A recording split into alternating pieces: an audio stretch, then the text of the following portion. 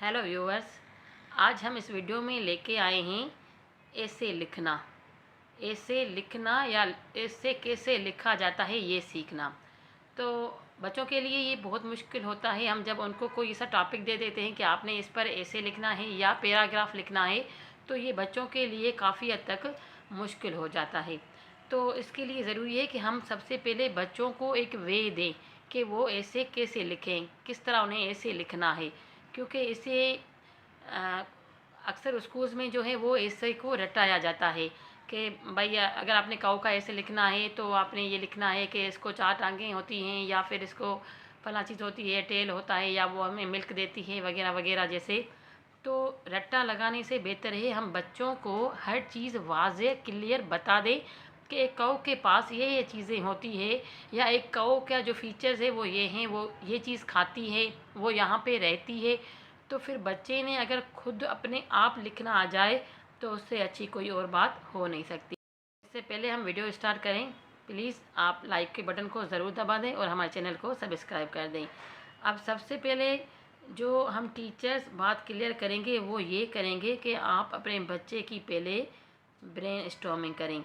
बल्कि अगर आप खुद एक स्टूडेंट हैं तो सबसे पहले आपको किस टॉपिक पे ऐसे लिखना है तो आप उस चीज़ की ब्रेन स्टॉर्मिंग करें।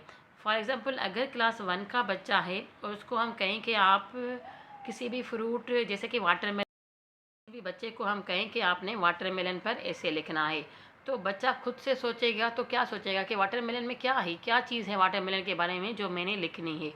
तो ज़रूरी है हम पहले उसको गाइड करें।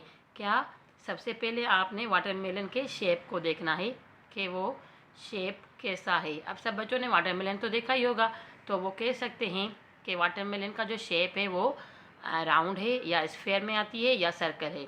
उसके बाद आपने उसको वाटरमेलन के कलर्स नोट कराने हैं कि वाटरमेलन में कलर्स जो हैं वो कौन कौन से होते हैं। तो सब बच्चे तकरीबन पता है कि वाटरमेलन जो है वो ग्रीन एंड येलो कलर का होता है। उसके बाद आपने ये नोट कराना है कि वाटरमेलन जो है वो जब हम खाते हैं तो कैसा फील करते हैं। तो क्या उसमें वाटर होता है, पानी लगता है, या फिर हम कह सकते हैं कि वो जूसी होती है। तो हम यहाँ पे एक वर्ड जूसी दे देते हैं। उसके बाद अब अगर हम बच्चे को नोट कराएं कि वाटरमेलन का टेस्ट कैसा होता है, वो कड़वी होती है, खट्टी होती है, तो या मीठी होती है, तो यहाँ पे स्वीट लिख देंगे टेस्ट में। उसके बाद उसके लुक में अगर और चीज़ देखी जाए तो हम देख सकते हैं कि वो हैवी होता है, वेट में हैवी होता है, बिग भी होता है।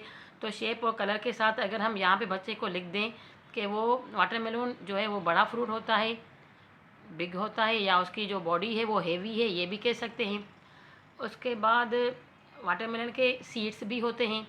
तो यहाँ पे अगर हम ब्लैक कलर भी बच्चे को नोट करा दें कि उसके जो है वो ब्लैक कलर के सीड्स होते हैं।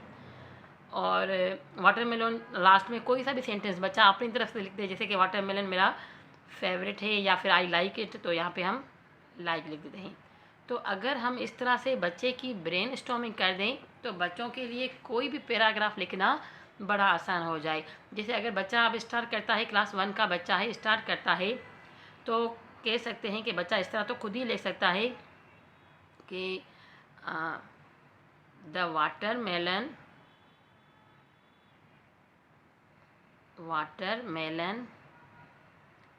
Is a big fruit.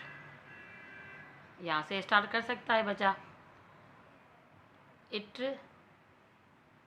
Is round in shape, shape में वो राउंड है यानी कि गोल है, या it is sphere in shape, लेकिन बच्चा छोटा है तो हम उसको अभी स्फेयर वाला वर्ड नहीं, राउंड वाला वर्ड देंगे।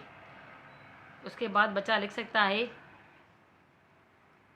इट इज़ वेरी स्वीट,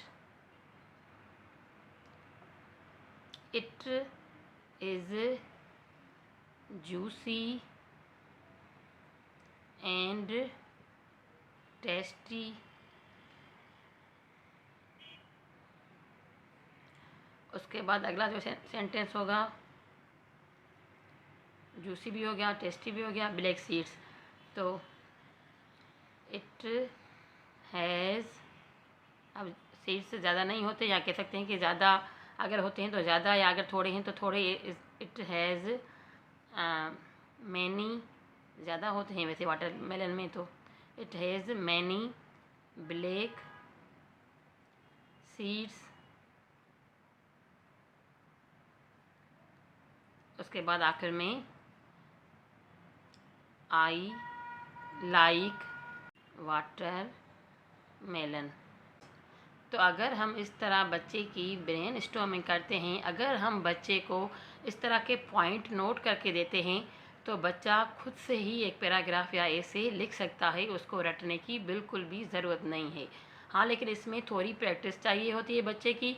एक तो ये चीज़ होती है, दूसरी ये कि हम एक दिन बच्चे को डिफरेंट फ्रूट्स के बारे में बता दें, ऐसे के जो है वर्ड्स बता दें। दूसरे दिन हम किसी भी नॉन लिविंग थिंग जैसे कि चेयर, टेबल, स्कूल, क्लासरूम वगैरह इस तरह की बता दें।